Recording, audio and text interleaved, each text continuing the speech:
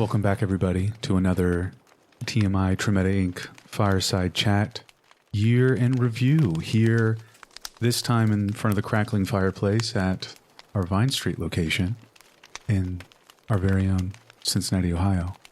We are Welcome all back. together, and we have more chairs now around this campfire.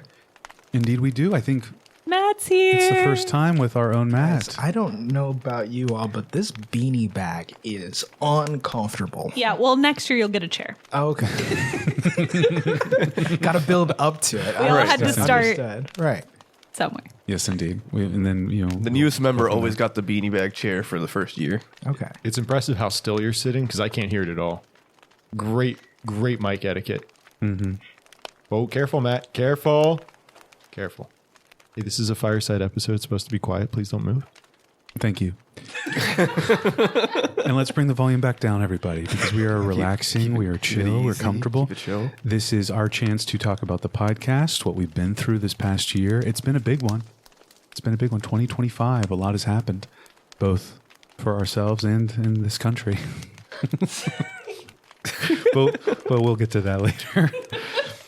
For now, we're going to talk in this chat that we've got together about our episodes that we've released this year, which is up to episode Rage Against the Stars. Episode 16. it should 16, be, I think. Yeah. So if you are not caught up to episode 16, if you're not caught up with the entirety of In the Shade of the Sun as a campaign, we probably won't talk much about Link Strike or Boundless or Pride and Extreme Prejudice or Longer Shadows. We might talk about those things a little bit, but no spoiler warnings there, really. Since Matt is new to the campfire, it could be that he does have questions for us about those shows, so that's not true. an exclusionary thing. Why do we have a campfire in the middle of the house? Vibes. Aesthetic. The fireplace is right there. I'm just a little worried because the beanbag is getting very warm. Yeah, if you could keep your voice down. So to say, as we juggle these two fires that we've got set up, We're between two fires. Some We're might say. between- That's yeah. a reference Between to a book by Christopher Buhlman. I'm looking forward to reading it. and a YouTube channel where they interview. I think that's between two ferns. Yeah, it was reference, maybe. Blanket. If you're between two fires on that show, something has gone very Something's wrong. gone wrong. The ferns are on fire. Wait, Victor, didn't you say that the beanbag was made of like popcorn kernels? Matt, be very still. Yeah, no, I'm trying. Is this quiet enough? Am I doing okay? That's fine. Okay. Suffice it to say, folks, blanket spoilers for everything we've released up to this point, just to be safe. You're of course welcome to go back and listen. You could pause this one. You can go back. Yeah. That'd be nice. Yeah, it'd be great if you could go back and just listen to everything And we've if you've done. already listened, go again. Yeah, welcome. Do one more time. Comment, like, Do it. subscribe. Go back. Why are we doing a break already? We just started. No, jeez. great. Let's play our annual game. We have a D10 this year instead of our traditional D6, D4, whatever. The dice is bigger because we've got more people. So we've got our numbers assigned. If we roll a 0 or a 1, that goes to Eric. 2 or a 3 to Max. 4 or 5 to Lex. Everyone do 6, hand 7. motion. 6, 7. Guys, why did you ask me to do that? I talked for 20 minutes about how I had to do a 6, 7 every single time. Do it for the bit, man. Okay. for the Six, bit. I would like to go on record and say that the boys changed the number assignments about 4 times, so I still don't know what my numbers Specifically, so Matt could be 6, 7. Yeah. Well, 0-1 just makes sense. On the 10-sided die, it looks like a 0. It's so true. It's It's just true. easy to remember how. That said, Matt, would you like to roll the die first? What numbers are you, Victor? 8, 9. 8, 9. Hey, it's number 9. It's a number Right off the 9. bat. Okay. I guess my first question, thinking back earlier this year, how'd Shade go, guys? We finished it in March, and I know we needed to record a lot at the end because we needed to be ready for Lex. Lex, you haven't been here with us for a little bit too, so kind of part of Shade. Lex, how are you doing? How much do you want us to talk about in terms of your year? I'm doing great. Being a mom is great. Yay. I've missed recording with you guys. What? She's a what? Is that why she was gone? Yeah, I told them several times that I was pregnant, and they kept saying, "What's that?" No, I'm doing great. Is that when you like eat a lot? And just like Yes. My son is 9 months old. Oh my gosh. He's one pregnancy old. He is. He's been out the same amount of time he was not. That's some milestone, right? But yeah, I'm doing good. Good. It's good to have you back. Like, really, we've missed you. I missed you guys too. Okay, that's my question. Oh, is it me again? I'm rolling the dice again. Oh boy.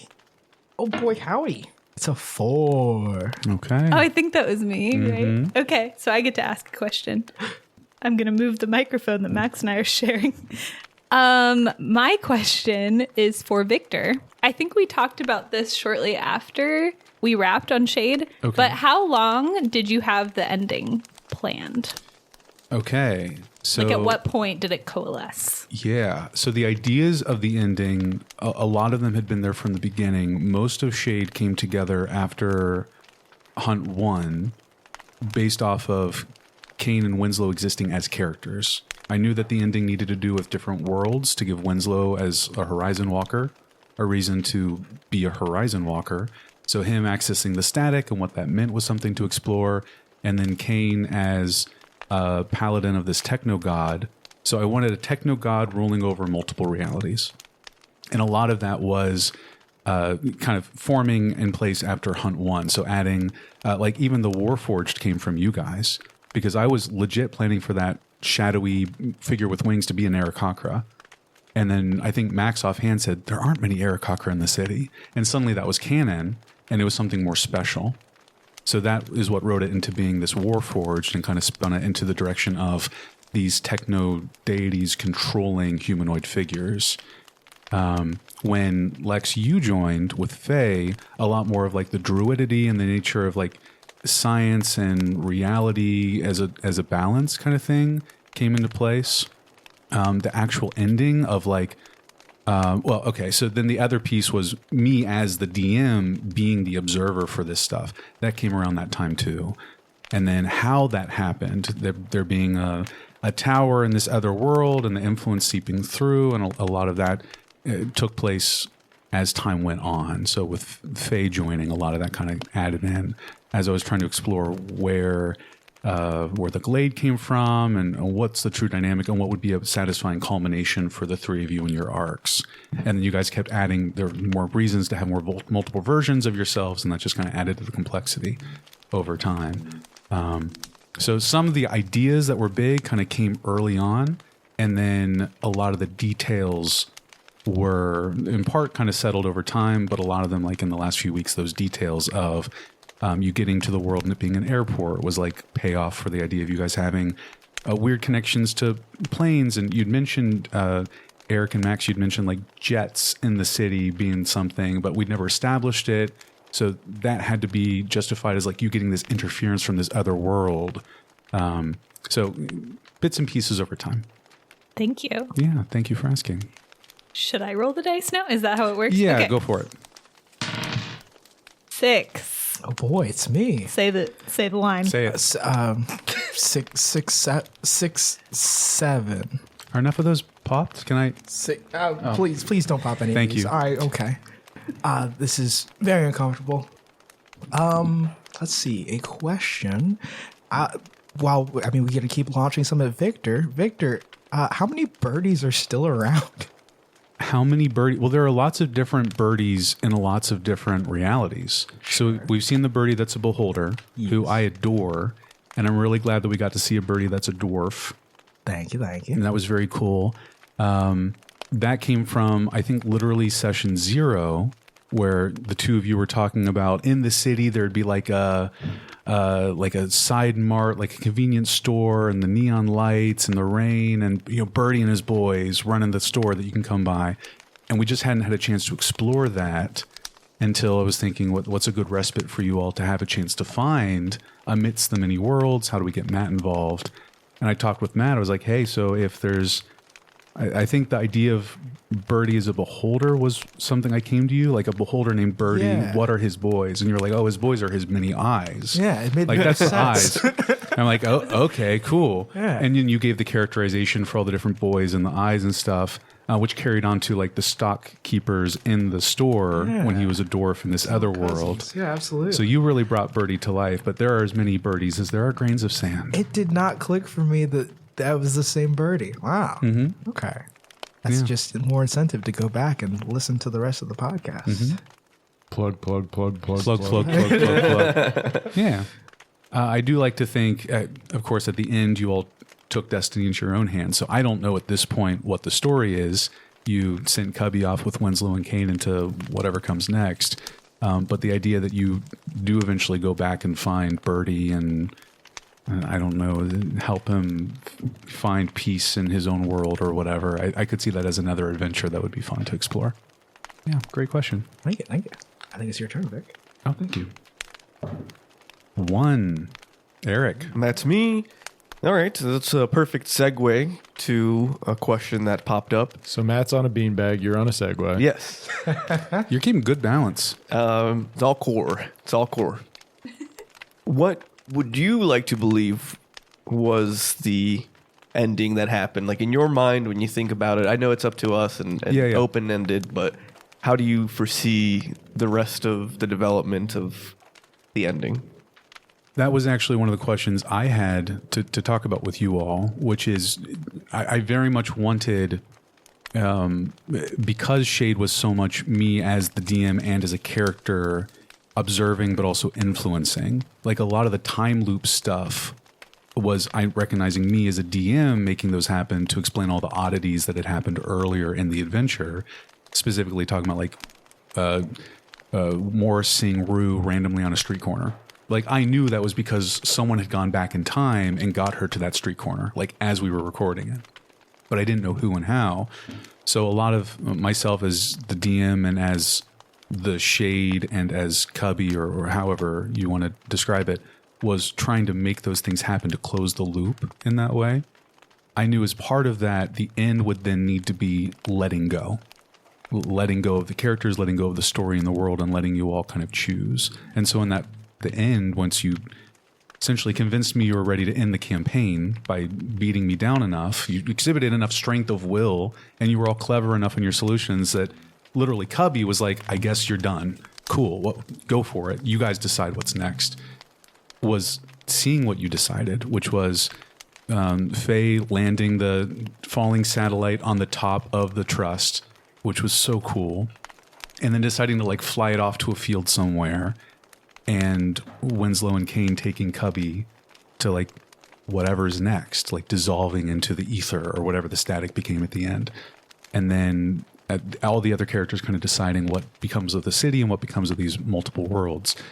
I would love for that to be a conversation for all of us. Like, where do you think your characters ended up? What would you do at the end of Shade after everything that you've been through? Because there are multiple Winslows, there are multiple Kanes. In the other realities, what would they end up doing in a world without the oppressive kind of oversight of the Parasol? More on the ones we played. I have an answer more readily available. I think in my head, Winslow and Kane were essentially also letting go and passing on. I like that. Now, whether that looks like what they think it looked like is hard to tell because, like you said, the afterlife had been kind of co-opted by this entity. So I can also foresee a situation where we're ready to pass on and then there's nothing to pass on to. So we work with Cubby to create an afterlife. That's cool. And are essentially like, what's the ferryman? Sticks. Oh, Karen. Oh, yeah. We're basically helping these souls. Some psychopops. Yeah, to the afterlife. I think that's a fitting end for a paladin and a ranger. Yeah, Seriously? exactly. Yeah. So that's kind of in my head what Yeah. ends up happening. We're like, all right, time to pass on, and then we just like in a void, and we're like, hey, this kind of sucks. Let's make something new. Yeah. Yeah. Yeah, I can see that. I agree with that. That's cool. Yep.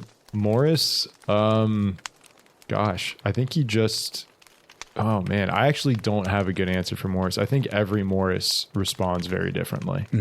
and I don't have a good solution on what those would look like, because I think some of the Morrises did some bad things to stop Ruby Core as soon as Ruby Core wasn't like juiced in terms of like otherworldly power. But I think the Morris present at the end did his best to just build and rebuild. And I think that was his main focus, and like really taking stewardship of Summit City, at all of it, as his home. And maybe probably not out in the forefront of things, but being kind of like a guiding force to like rebuild and innovate in a new way. I love that, because a lot of Morris's journey was trying to find the people worth fighting for. Exactly. Right. And so that kind of expanding scope of Driftin, going way, way big to all the realities, bringing it back in and saying, okay, what can Summit City become? I love that. Exactly. I think, at least, again, the fate that I was present with at the end, it ended up One being... or two. Yeah. Right. One. I'll talk for one first. I feel like it ended up being way more important to her than I realized, that this wasn't the original place she was from, even though maybe that didn't ever even exist, like the illusion of continuity. It ended up mattering very much to her. I think once it was clear that like this isn't actually my sister or my family, even though a lot of people I think would see it as they are, it's just a different version.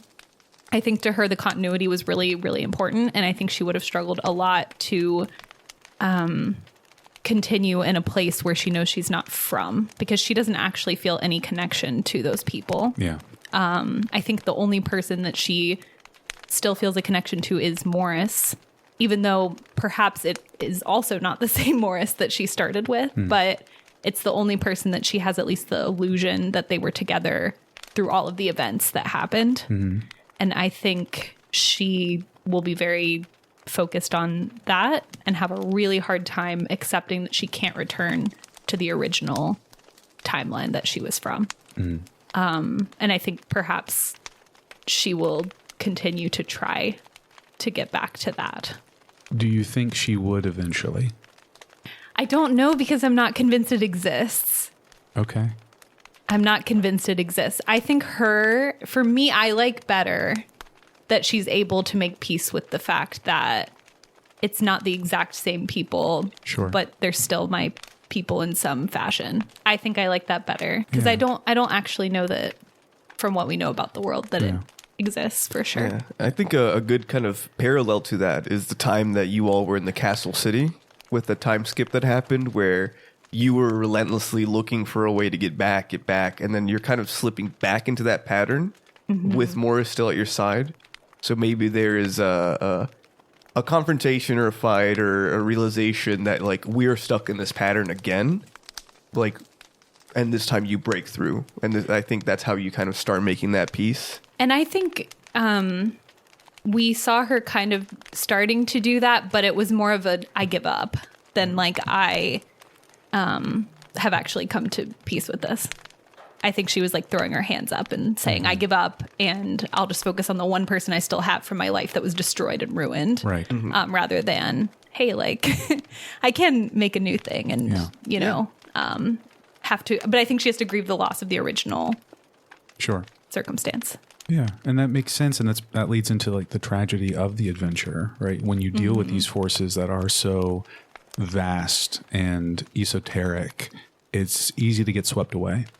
And so deciding how you will fight those forces, knowing where you landed, okay, what's new, what's different, even these small details could be changed or oddly familiar, and then how do you find your place in that? That's a challenge. I think it also surprised me that, like, I think I would feel that way, I guess. That, like, if I were put into an alternate reality and the memories were the same and the circumstances were the same and I just replaced that other person, it would really bother me and I wouldn't be able to continue on. Yeah. And for other people, I think they would say, well, it's the same people and the same memories and the same things happened. So what's the difference? Like, who cares? That's why. I'm actually really interested. How would you guys, like, do you think it would bother you? I don't think it would bother me. I guess it would be a question of how much power do you have over it, like to affect change. Like, am I in another world and I have no power to escape, or is it I'm in another world and I have the option to, like, I have a way to leave, but it's not guaranteed to get me home? Because I think I'd be spending my entire time like, something got me here, so something has to be able to get me back, or else. I don't know. That's where I would be at. I would 100% be trying to find the actual way back, because there will always be inconsistencies. Like it's something small. It's picking up a glass with your left hand instead of your right hand one time can completely change everything. And like nothing can be predetermined when there's free will. And like if you can make any sort of decision at any point in time, it's no longer your reality, because it is inherently different. And so I would not be okay with it. It's the balance of nature and nurture, right? Like I think the difference between the two Fays, we might have talked about this, was one Fae knew where Cain was going after Winslow's funeral, and the other Fae didn't or didn't go. And that was the defining feature. One Fae knew and went and met Cain, and the other Fae continued on the path she was on. And that's the only difference between Fae 1 and 2, that and like 8 to 12 months. Yeah. So seeing where they went in their directions being so very different, and their philosophy and outlook, but coming from that same starting point is really interesting. I want to ask, would Faye 2 help Faye 1 or just go back into her routine? I think she would help. I do. That's nice. And that shows growth for Faye 2, It right? does. Yeah. And it shows growth for me because I hated her. I was like, are you okay? No, I wasn't. I wasn't. Are you Lexi Because okay? I think the level of resentment that Faye 1 felt for Faye 2, being in a place where she belonged and had been the entire time, was like enraging to her. And seeing everything that she had and not being able to have it, it was just like a resentment, jealousy thing. It was a very interesting listening experience to watch Lexi like have beef with herself. I did. I had serious beef with myself. The monologues where you just be like yelling at yourself. Yeah. I'm like, go off. Yeah, you Have tell we her. all yelled at ourselves in our minds? I really appreciated that you were willing to tackle that challenge. It was hard. It was actually really tough. I enjoyed it, but it was difficult. I knew it would be, and we had that conversation before it went that direction, because there was a way to do this that didn't involve all the duplicates that we did. That there would have been a way to do it, but the more ambitious way to go about it was to kind of throw it into the wind. Okay, it's a multiverse. Who do we got? And you being amenable to being Fae 1 and Fae 2, and like exploring that, open the door for eventually seeing Morris and Winslow and Cain. All and the others, yeah. Interacting at the same time, because there would have been a way to do it where everyone was on different teams and didn't interact. Or we would have had like a team A, and it might have involved like one of the Faes poofing. And then there would have been like in the static team and in the real world team.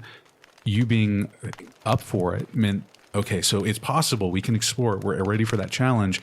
Let's see what happens when everyone gets in the parasol and we get this big crowd of copies and duplicates and people with different experiences all trying to solve this thing together. I also just thought it would be more interesting from a story perspective if they didn't get along. Because, like, I mean, if there's two of us and we're aligned and have the same goals and the same personality, that's like, you know, it's a copy. It's not too different. I thought it'd be more. I thought it was excellent, and it's the more challenging direction. So I really appreciate you all being up for it. Yeah, I think Vivi we didn't hear about. What would Vivi do once everything was done? Vivi would probably leave the city and just live on the outskirts or like away from the hustle and bustle, just being on all the time and making the choice to live in reality meant denying the reality where she got what she truly wanted. Yeah. So I think getting away from that noise would help her find what she wants next. And I don't have that defined. Yeah. But that's something that she would take on for herself. For how long did Vivi exist separate from Tatiana, her sister? for as long as we knew the history of Vivi and that world, it had been, 10, 15, 20 years since that split had happened. Excellent. And as for if I would go back or not, I never even thought about if I even had the power to change it or not. And that does change a lot, because if you have the power, why wouldn't you if it's a possibility? But if I didn't have the power and I just got plonked into a world, but I had that knowledge, I'd be cool with it, because, what is identity, man? Like, if you really think about it, like, hold on, let me lean back on the chair. Let me lean back in the chair. But yeah, exactly. You're actually pushing against don't lean my that segue. beanbag. Watch out. You guys against my beanbag, please. Going first. No, but it's like a lot of people say the butterfly effect, but there's also a butterfly effect happening in the present, which has consequences to the future that we don't have defined. So like the past and the present, like I think people believe they have a more unified sense of identity than they do. So I think if there is enough of that sameness, I can still have the experiences that are valuable for me. And if it's just as real as what I had before, the thing that changes isn't the essence of the person. That's still consistent, Right. if it's similar enough. It would be a nuance, right? Like if someone was like, I'm going to decide to cut my hair and dye it, red on a whim, but that's not consistent with who I am. I'm still that person. And if I just happen to go to a timeline where someone made that decision, I would still be me. But the other way of thinking of it is, if you were the person to make that decision, aren't you something different on a fundamental level? We, stuck in our linear perspective, only get to see in one way the inevitable outcome of our nature. But I do like the idea that we have this theoretical freedom of choice, because practically that's what happens, right? We don't get to see the big picture, present and past. We just see, or past and future, whatever. We just see the now. And so we have to act as if we have free will, even though I don't necessarily think, maybe like if I were in a higher level of reality, I would see that as well. So that's a bit of what the Parasol was exploring too. I'd probably hate on another version of me that was more successful, honestly. But that version of you doesn't exist, because you are yourself and you are who you are. That's right. He better not exist. Better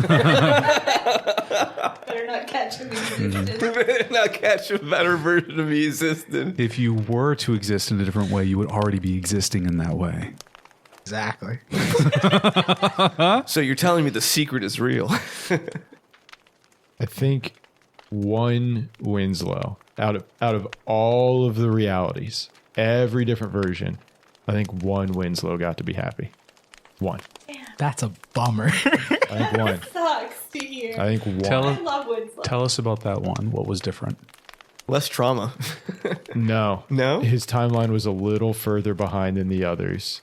And I believe the rest made basically a decision as they were ferried across into this new afterlife, and they made it work for one.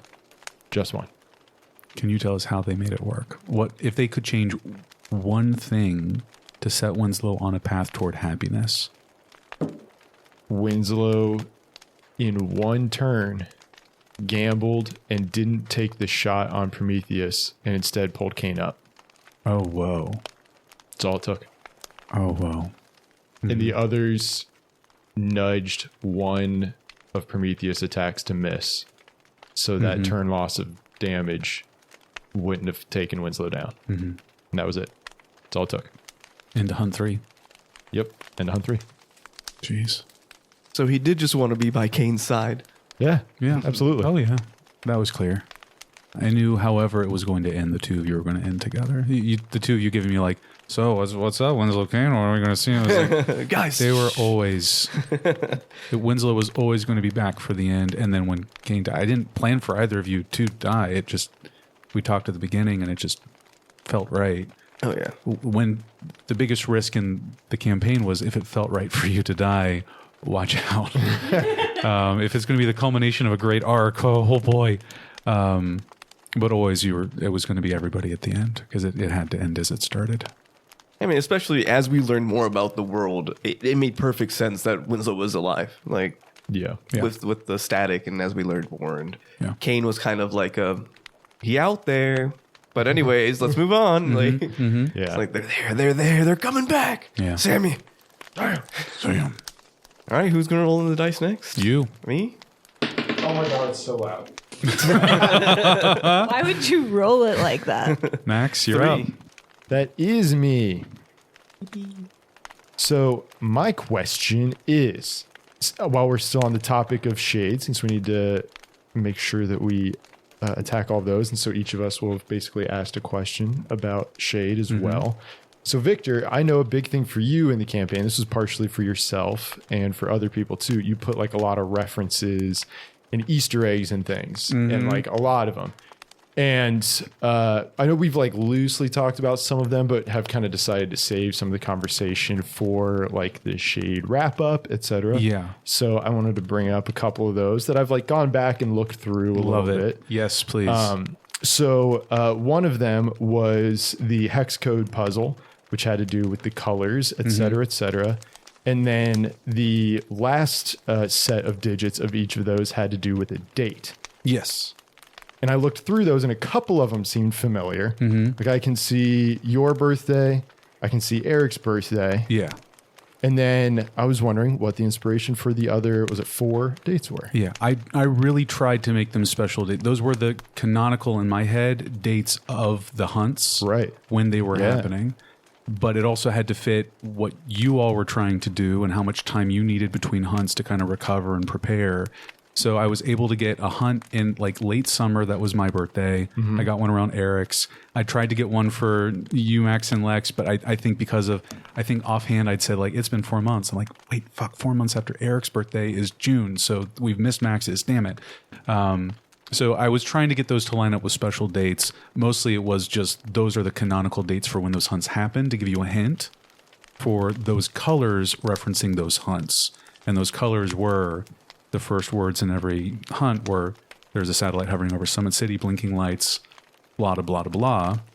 They were really just meant to be different colors so that as we played, you would just be like, oh, the satellite's so pretty. And then I could lead a clue like, no, the satellite only blinks these 3. You'd be like, wait, what? Wait, we've seen it blink other colors. Why? Like a hint for the multiverse happening. For each world, the satellite blinks slightly different colors. And then to get you to kind of meta, go back and listen to the campaign to show your characters are connecting to the broader, like the static itself as a podcast, to kind of get that information that you maybe been missing. So there was a scene, I think in Hunt 9 where you did go, or was it into Hunt 8, whatever, where you did go back and you were like listening to the beginning of the hunts as we were recording, and I loved it and it stayed in, and I'm so happy that we did. So, Okay. yeah. All right. And then the other one was you asked us from the first time he was introduced if we could figure out the reference or where it came from. And we couldn't crack it.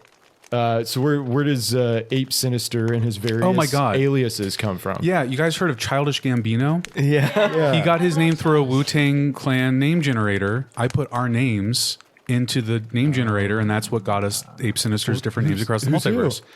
I think Ape Sinister might have been Eric. I was Wicked Pupil. I have it all written down somewhere. I don't have it on me. But if you go to the Wu-Tang Clan name generator that Childish Gambino, God, what's his actual name? Donald Glover, thank you, used, you can put in our names or variations. I don't remember the exact, because some of them I looked up and they're like, oh, that's dumb. So try like Lex or Lexi or try different variations and you can see the different names. That was another clue that it was a multiverse. Ape Sinister came up with his show name randomly. So in each world, it was canonically just a different random name that he had come up with. Like the misunderstood artist. Misunderstood Artist, Wicked Pupil, Ape Sinister, all the worlds where you saw him. So if there was an offhand reference to a random artist, it was the same guy, just in different worlds. Gotcha. So that Wu-Tang thing consistently spits out like a name. So if I were to go back and type it in, it would spit out the same If you name. put I don't know in- how it works. Yeah, so. pull it. I think I have it saved as. I think I have it favorited on my phone because I use it so Let's much. put Matt's name in. Oh, I love Oh that. yeah, that's a great idea. Who's Matt? Then it's gonna disappear for a second because I'm about to be whoever this is. never address me as Matt ever again. Never We'll have to address call it. Matt this new name forever. Yeah. Now, are we Yeah. doing last name too, or just the first name? So we got Eric Leon. From this day forward, you'll be forever known as Misunderstood Artist, Oh. right? Okay. Matt, do you want just MATITAPSON? Let's yeah, let's do that. Whoa, guys, Is it a banger? this is hot. Okay. Matt Atapson, from this day forward, you will be known as Fearless Demon.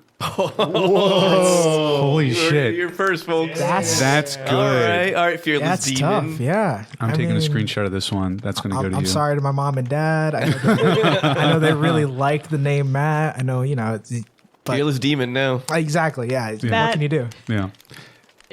If you guys had ever asked Misunderstood Artist how he got his name, Hunt 8, when you're all like locked in the glade, he's going around calling people names. That's their names put into the same name generator. Oh, So when you're yeah. saying that the Wu-Tang Clan exists in Summit City. Absolutely. Yes, of course. They exist in every universe as they should. All right. Okay, all right. Yeah. Fiction or nonfiction? Yeah. Okay. Track. All Can right. I ask a follow-up question? Yeah. Thank you, Mike Boy. That's actually his Wu-Tang name, Mike Boy. Mike Boy. My dad's name is Mike. So I am Mike's boy. That's what I'm calling him from now on forever. How? Love you, Dad. What is the total? We've probably talked about this. What total time elapsed over the events of Shade?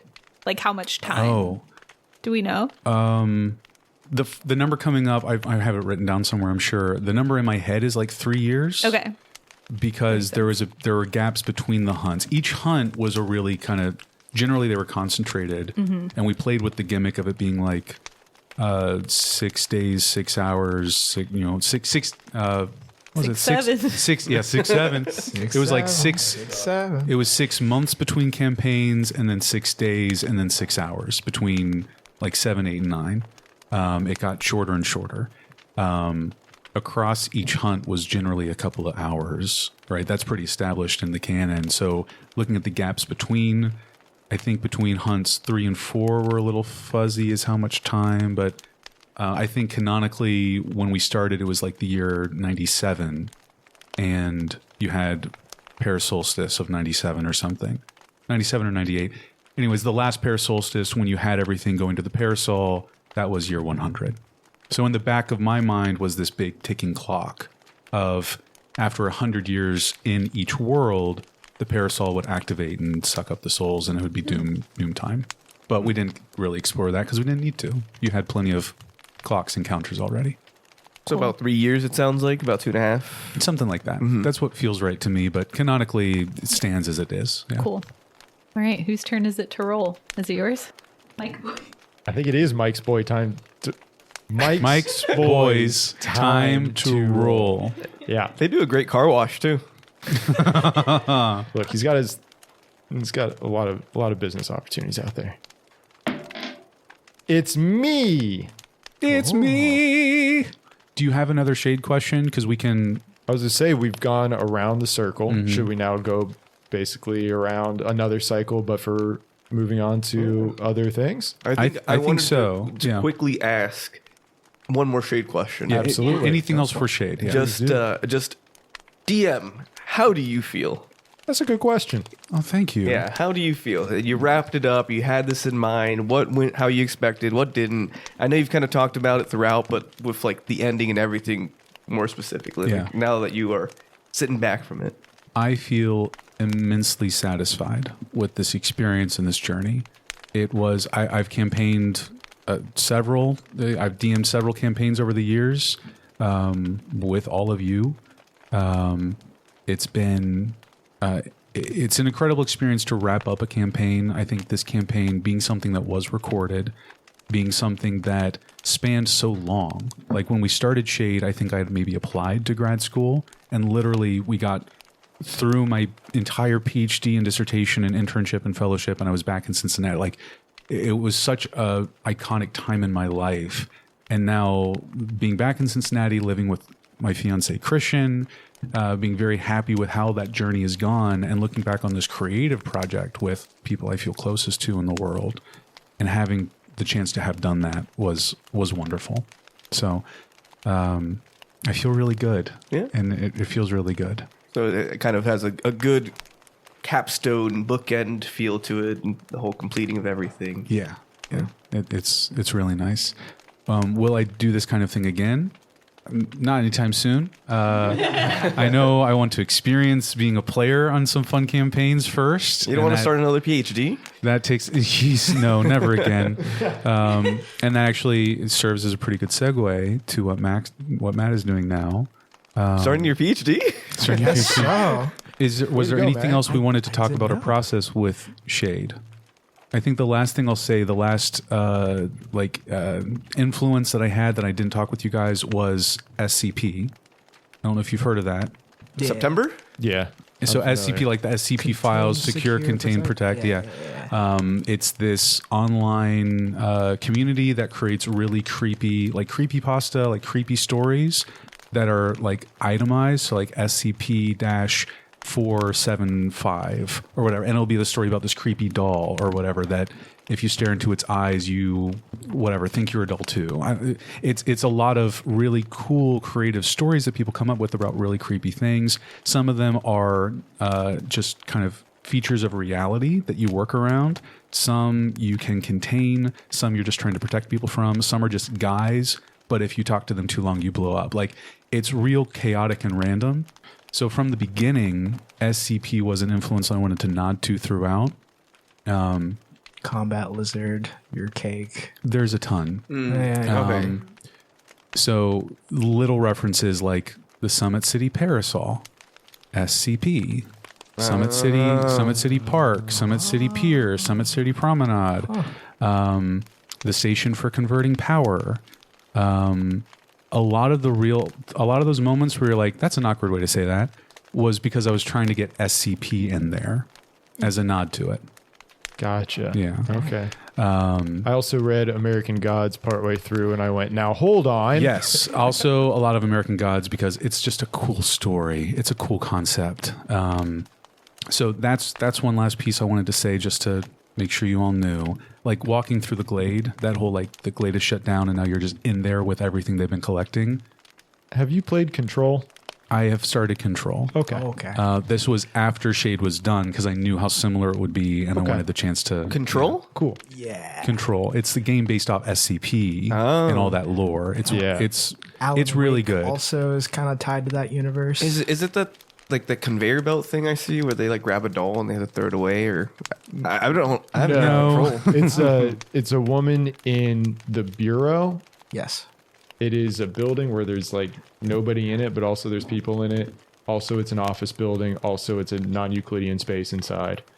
It sounds cool. Is this like a game? It's cool as Yeah. hell, Yeah. Eric, and you would Oh, love okay, it. It's yeah. a first-person shooter. It was and free. You have it. It's Really? yeah. Oh, sweet. You're I'll check it out. imagine being locked in at the glade with a gun, and no one else is there. It's just Say you and less. what's there. Like Let's go. but also It's a really good game. But also the glade keeps changing. Yes, right. Like And the gun's name was Tuesday. In it. so, there's that. Highly recommend Control and reading the SCP stories. They were really cool and fun. Like the idea of you guys walking down a hall and just seeing like, oh, that's a cake and a glowing tree, and what the hell why are these things locked up? Comes from trying to evoke that feeling. And then the last piece was the story of the worlds. This isn't canon. This is just headcanon. The story of the worlds, that final world of the Parasol, where they made it and it went awry. What was the company that made the Parasol called? Were you all able to kind of piece that out? Was there enough subliminal messaging around it? The Umbrella Corp. I went back and forth for a long, long time to try and decide, like, was I setting this up? Was it going to be something I drew attention to, or was it just background? That last tower that you stepped into and you rode up and you found Cubby at the top. That was the tower for this company. And we had like the placard that had an old sign, and it Yes. referenced the name of like the high school or something. It was like a building's name. There was a magnetic board that would have had stuck to it different words that you faced across the campaign, like True Sight Accord, Shadow Inc., Metallurgist Guild, or Metallurgist Union.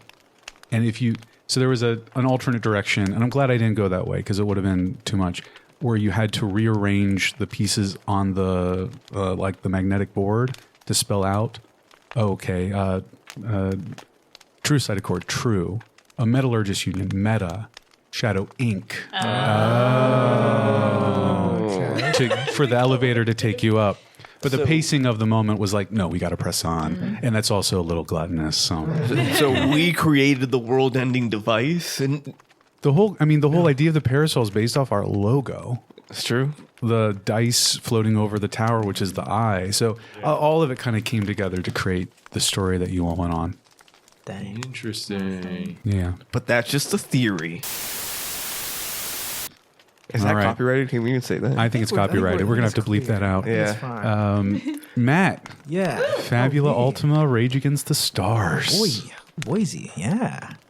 Yeah. So- We're still rolling. Do we need to take a break? No, No? I meant like rolling dice.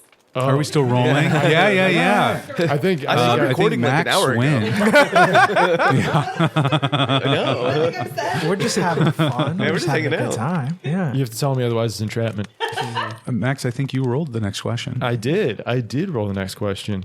Matt, You can't refer to me that name anymore, actually. Back on his name. Fearless Demon. Please don't detonate me. Please don't detonate me on this podcast. Oh boy. Fearless Demon. I have a couple questions for you. Okay. All right. Bring it on.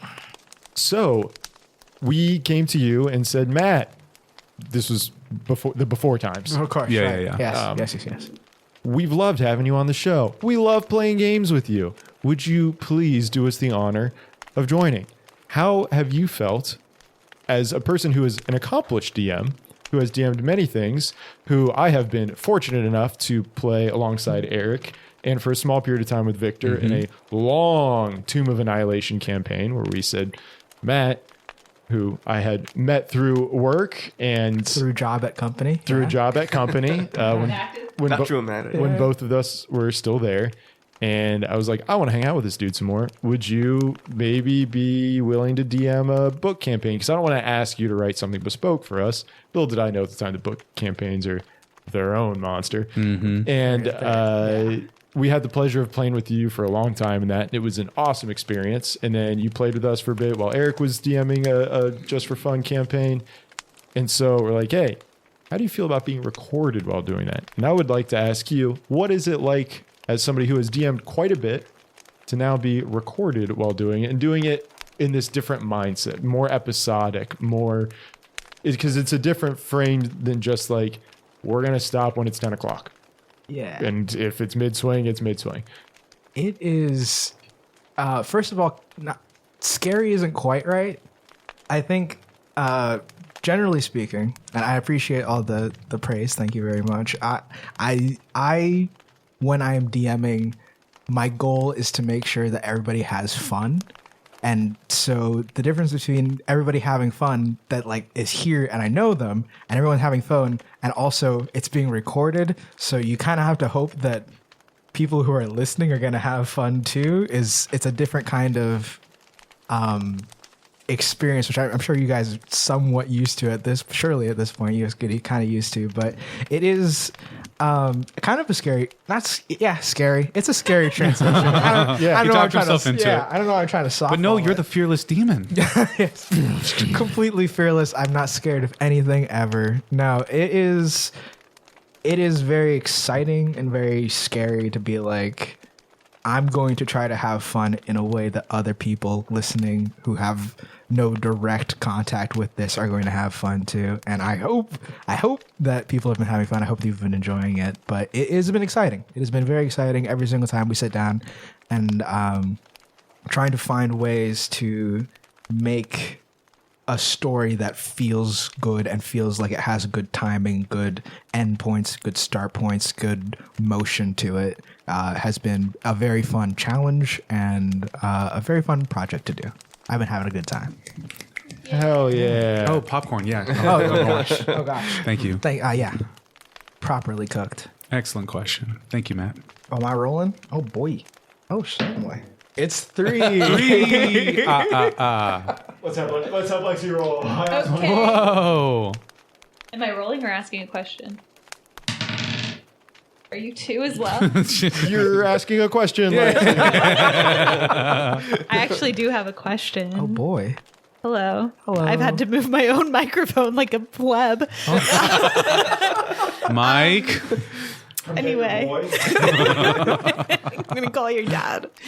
No, I'm not. Okay.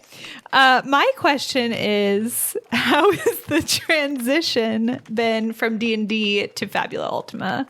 I know you guys have probably talked about this amongst yourselves, but what do you like? What don't you like? How has the experience been for you guys to change systems? I know we've played other systems before, but in much shorter scale content. I'll start this one if that's okay.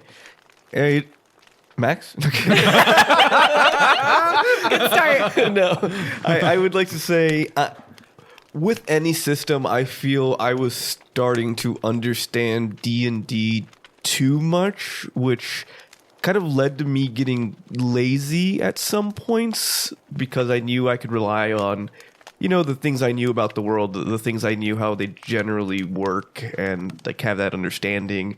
And, with anything that's creative, when you find yourself in that rut, you kind of start getting bored is too harsh of a word, but you kind of crave that novelty, right? And I think switching to Fabula has been great because it's new. You read a lot of things, you find out, you make mistakes. I think everyone who plays tabletop role-playing games, they remember those first couple sessions of a new system because it's new and you make mistakes and you laugh and you roll with it and you grow and you learn, and those are the moments that stick with you. So I feel like I'm having that experience again with Fabula, and I'm really enjoying being in that space and getting to do something creative with, again, the people I love. So I've enjoyed that transition. I find that for what we do, like the podcasting, it's a little bit more refined in some of the things that you want the system to do to tell a story. Whereas in D&D, a lot of it still has baked in some of like the war strategy on like doing things on paper, and some of the rule sets around it are more geared towards that form of play. So I have found it easier to role play it with recording as well. I don't know about DMing, but those are kind of my most salient thoughts on it. Yeah, I completely agree. To me, I think Fabula, and it's kind of funny. Matt and I have kind of started both running and playing Fabula at the same time, and are just consistently stealing back and forth from each other, which is pretty fun. And for me, it is what I would try and break D&D to do, and that's what I am enjoying about it, is because like at the end of the day, I think our group, especially for something like a show, but then also like even in like a home campaign, our group is very narrative focused and very character focused more than like game focused. Like it is a game, and it's fun to make it a game. It makes it a little, it takes some of the, it puts some rails on the fact that you're playing pretend with your friends. And it's a little different than just being like, I'm going to sit here and talk to you in a different voice as a different person, besides like, well, the dice did tell me to do this. So you have a little bit of protection. It doesn't feel too authentic, heaven forbid, right? Oh my God. But for me, it's a lot of the philosophy that Fabula is designed upon is sort of like my DM philosophy. And so they sync up, I think, really well. In like little things that maybe seem like it would be putting rails on it, making things easy for people, but narratively it's actually worse. Like for me, one of the big things is like death. In Fabula, they're like, players don't die unless they decide to die. And it's like, oh, well, that's wimpy. You could die whenever in D&D. And then there's a separate paragraph that's like, the consequences of failure should always be greater than death. And I'm like, that's what I'm talking about. Yeah. That is how you construct a narrative. And so for that narrative play, I think Fabula is kind of key. And then if you add on top of that, just for recording and creating, a finished product of a show, not having distances, not having ranges, not having all these things. The only thing you have to worry about is it flying or not, is pretty nice. Yep.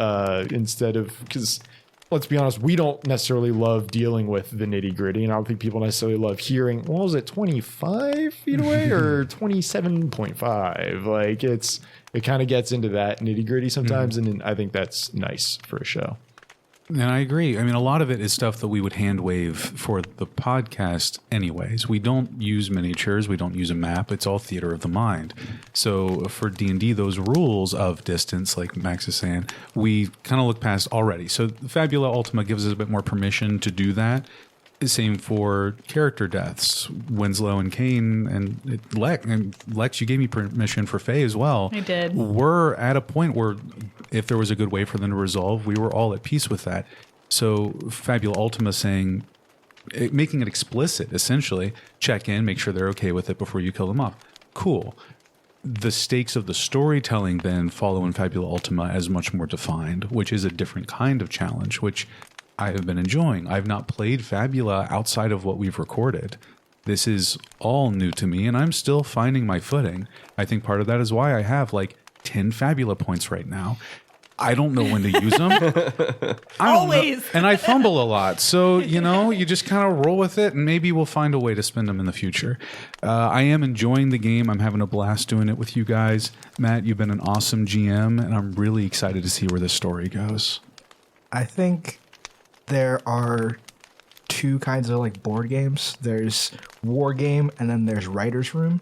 And I think Fabula lends itself way more into writer's room, where we are telling, like, there are mechanics and there's like a mechanical game that's happening, but really what we're doing is we're telling a story together. And like with D&D, progression is tied to, this is going to get into weird philosophy for a second, but D&D progress is tied to violence. There is no way for like a mage to be better at magic by like studying. You have to go out there and like kill something. Whereas Fabula is like, you're getting better. You are going to get better no matter what. And interacting with the world and like spending stuff like Fabula points to make the world more alive and to like add more things to the story, to invoke your characters and feel like a stronger tie to them. Those are the things that make you better. And so Fabula does a very good job of being like, we are working together to build a world and characters that are going to be stronger because they are together and because they are moving this narrative forward. And I don't get me wrong, after saying all that, I do like D&D. Everybody likes number go big, swing big, hit thing. Like that's also fun. And I do enjoy D&D still. I have like a home game that I love those guys and I love doing stuff with them. But I think Fabula has the power to be like, what kind of world are we working towards together? And I think that's the most fun for me. Who are they? Are they more fun than us? You have to tell us. It's so funny you say that. They ask the same questions about you guys. What do you say? I say the same thing every time. I love you all. I love both my children equally. Wow. Hotter but not more fun. Or which one? Just kidding. I'll take one or the other. Just give us one or the you have other. to make us Exactly. either hot or fun. Okay, Yeah. you guys are hotter. Stop. Whoa. Wait, so we're not fun? There's just no winning. There's no winning. Exactly. Is this why I'm on the beanbag chair? Yeah, Yeah. exactly. Oh, No, the gosh. popcorn's almost done, actually. Yeah, Can you grab that butter, man? It is very flat on the floor. Yeah. But, yeah, I can grab Is it the more butter. comfortable Thank you. now that it's like Believe it or not, kernels? no. Actually, Yeah. it's starting to wrap around my body in an uncomfortable manner. That's popcorn for you. Yeah. Yeah. Jeez. Who's rolling the dice? On that note, I You. just asked a question, Yeah, so I roll Lex. it. Oh, okay. 0. 0. all right, mine. What's the deal with starts? Yeah. No, Yeah, what's the I'm deal with kidding. Mr. Starts? The meme is I always ask Victor every single What's the time we deal do with one of Rue? these. What's the deal with Rue? Yeah. Well, you know that now. Exactly. We do know that now. Oh, or Kane being oblivious. I know. Womp womp. But as for Fabula Ultima and your running of it, today I will talk about. I have 300 words left. Keep your balance. That segue. Okay, not the fire. Okay. You got it. Not the popcorn. Not the popcorn. Look out for the butter. Don't be scared. Of the players, who are you most terrified of as a DM and why? Or explain your reason for fearing each of those characters individually or however you would like to answer it. Name your I want to greatest know fear. how you're scared of us and why so I can exploit it. And also, which of the three of them is most annoying to you personally? And fun and Whisper it hot. in my ear. And fun and hot, yes. You can tell me. Character. I think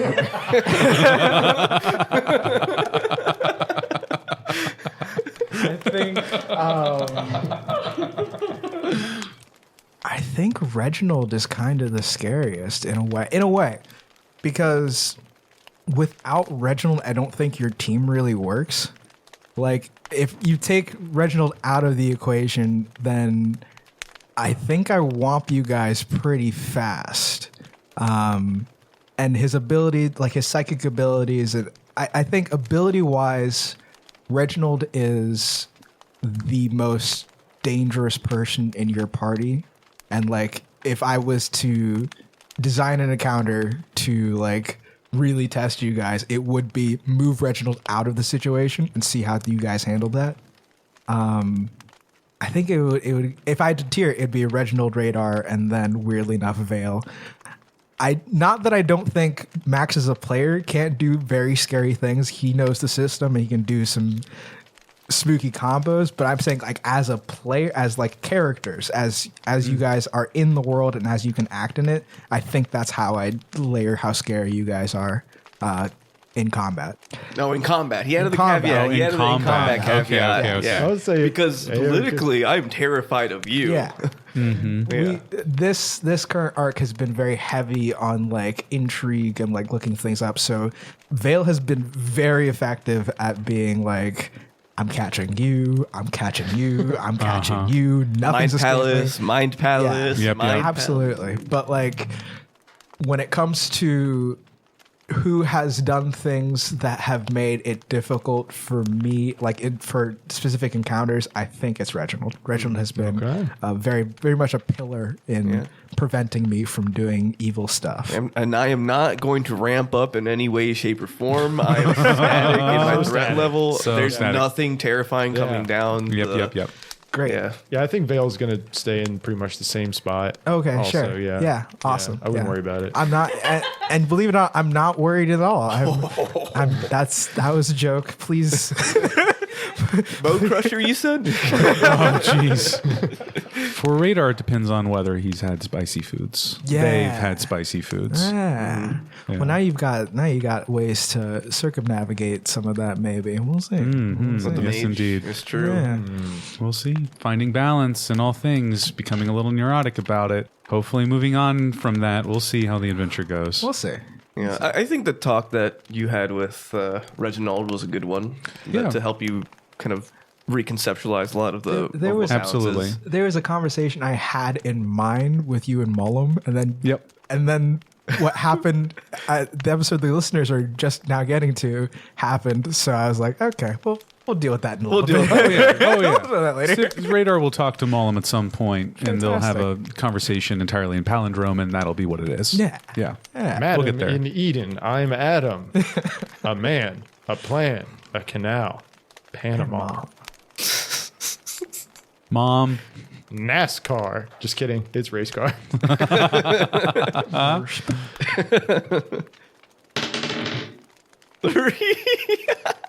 Okay. I really want Max to What you talk got, today. Max? Yeah. Boxers or briefs, Matt. Go with Bruce.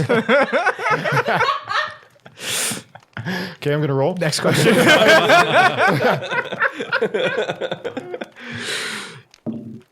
Eight. That is Victor. Fantastic. All right. You have all already asked a lot of the questions that I had. We're actively in Rage Against the Stars. So I guess I'll look a bit to the future. Matt, what do you see coming our way, and how do we circumvent it? But more realistically, where are we in the campaign? How do you feel like we're doing?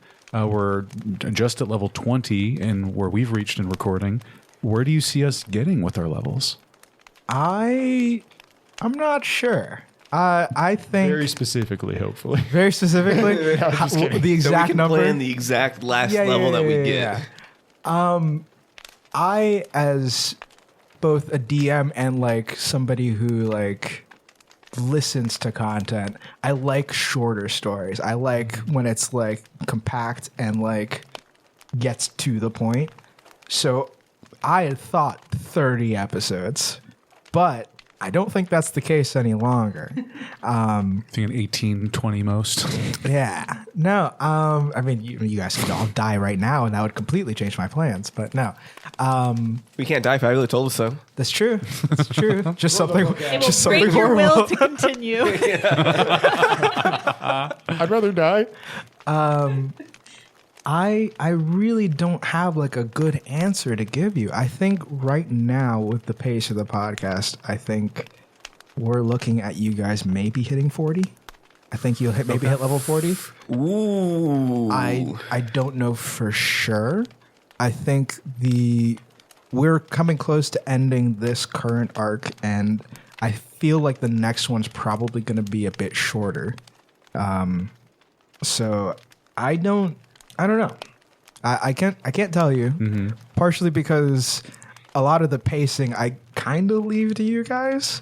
We have a couple of combat episodes and a lot of investigation episodes. I think we're coming up to is like a finale, so we maybe have like 2 or 3 left in this one. So in short, as many as you guys feel like doing, I don't have like a hard cutoff point in mind. And even if we hit the end of this story, if you guys would still want to play around in the world of Thrice, that wouldn't bother me too terribly. So I don't have an endpoint in mind, but I do have an ending in mind, and we're moving in an angle I hadn't predicted. Sorry. No, it's fine. It's great. Honestly, it's probably better. So yeah, we'll see. We'll see how many it takes for you guys to deal with starts. Very cool.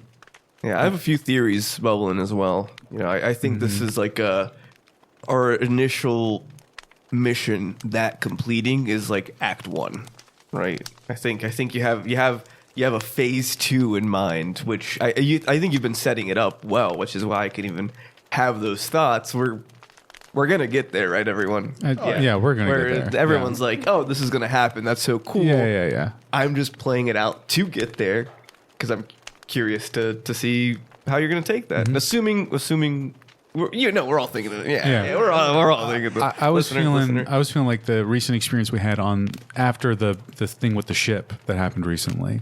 That kind of check-in that we had felt like a good halfway point. And then we all hit level 20. So in my head, level 40 would be like where we could get, sort of checking like, at least in the middle of like Radar's character arc.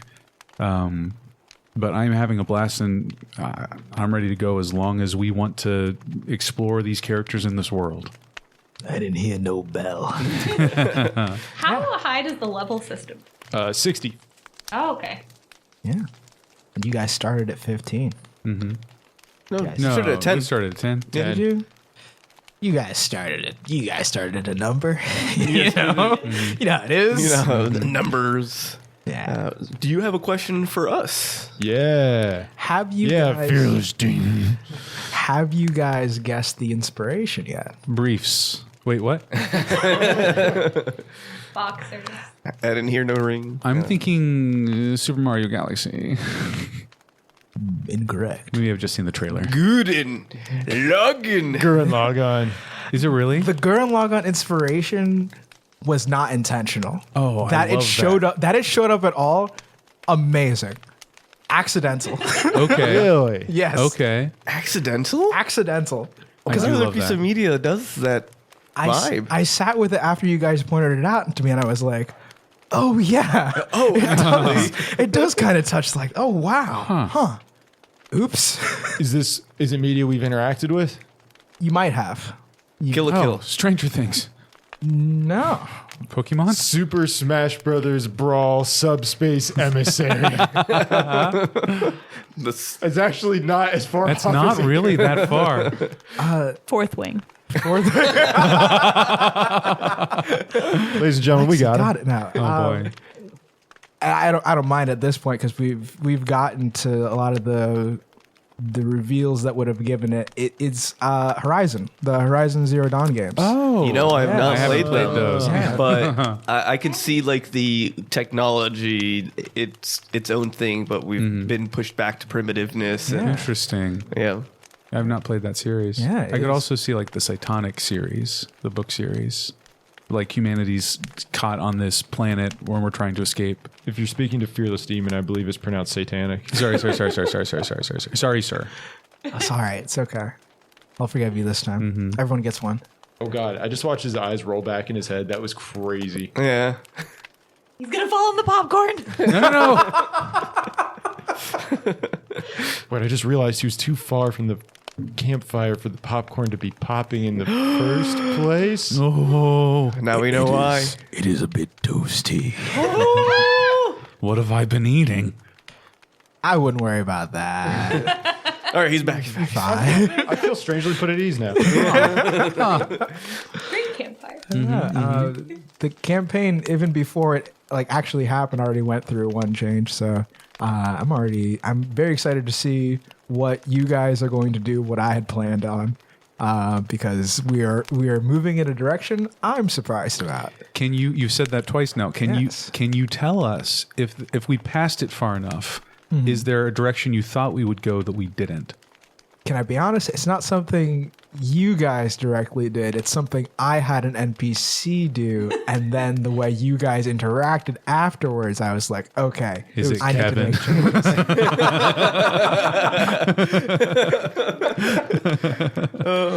Might be Kevin related. Oh Yeah. boy. I think maybe, and you know, I guess it's still up to us. I think maybe we would agree with starts in some timeline. No? We might have talked about like if we'd met Starts first, the characters could have gone a different direction. Because Starts, I could see Starts being like, hey, the balance of the planet is out of whack. Joan has a finger on the scale. Get rid of her, and the planet can find its true balance again. And that could have been enough to get Radar on board with him. But seeing what Radar has seen now, especially the last one or two episodes we did, I think that's going to have a big impact on how Radar sees themselves in context with the world. And that's going to change Radar's internal balance in a big way. I don't think Vale ever would have. Maybe if they had started with starts, I think he would have fallen out with starts because I think Vale is completely opposed to the methodology. There's definitely a world where instead of the 3 he did bring on, it was you guys instead, and you guys would be playing like the other side of this, but that didn't fit right with what I wanted this story to be. I don't think there's a world that this story happens where you guys start on Starts' side. Makes sense. That's fair. And I said it after our recording. You Yeah. know, I think we haven't gotten to that point yet in the release schedule, but there was a point where Reginald, I think, if it were not for the bonds formed with 2 companions, probably would have decided different things throughout this whole arc. Absolutely. Yeah, that's just the game, baby. That's how it is. Yeah. Gosh. Anything else that we want to talk about during this fireside chat? We've got Fearless Demon with popcorn coming continuously. There's more popcorn coming out than there were popcorn kernels. I don't know how that's working. I wouldn't worry about it. It's probably fine. The campfire is burning red and black, but the fireplace, Eric, the back corner of your Segway has caught fire. Oh, I actually have like decals in it. That's Okay. like flaming wheels on the side. That's by design. Excellent, excellent. And Max is speaking tongues in the corner. Stop possessing Max. Matt, we talked come on, about Fearless. We talked about possessing your friend. possess him once for Christmas just for fun. Come on. You all haven't seen that series, right? Of like living in a haunted house, but it's too expensive to rent anywhere else. Great series. Oh, gosh. It's like 15, 20-minute like mockumentaries of this guy living in this haunted house. And he's being interviewed by someone who's doing like a documentary of him living in this house. Okay. And it's one of those things like, that's the mimic. He almost got you. He just wants to keep sending you to the basement. No, but really, like, you can actually come down to the basement. It's like, wait. oh, you almost got me. And it's just like this whole like, oh, we need to go visit the demon that lives in the garage, and it's a great series. Recommended 10 10. Gotcha. Matt, Can I do some recommending other series? Yeah. Magnus Archive. Well, yes, do listen to that. I've not actually personally read it, listened to it myself, but do actually listen to Magnus Archive. Listen to Path of Night. Go listen to Burnt Cookbook Podcast, and go listen to Legend Lark. Those three are fantastic, much smaller series that are doing great stuff that always get me excited for every single episode that comes out with them. So go listen to them. Don't tell them you heard about us, though. I want it to be a surprise. A surprise to whom? Exactly. Oh. We're doing this selflessly, is what you're saying. Exactly. Don't make it a Yes. promotional thing. We're just saying this is some cool stuff that we like. Yes. Okay. Yeah. They didn't pay me at all. No, Gotcha. Not even $1. you wouldn't be sitting on the beanbag if you would have been Certainly paid. not. No, yes, absolutely. I'd be, yeah. Mm-hmm. I genuinely did not pay me. Please go patron those people. They're doing great stuff. Awesome. Quick question for Matt, just for fun. Oh, Oh, sure. Is it boxers or briefs? Because I think we've that's established. It's established. Dang. No, who's your favorite character from In the Shade of the Sun, and why is it Vivi? And the second question is what character would you make in that world if you were to have joined As at a certain like point? a proper player. That's a great question. That is a great question. You don't have to answer who's your favorite if it's not me.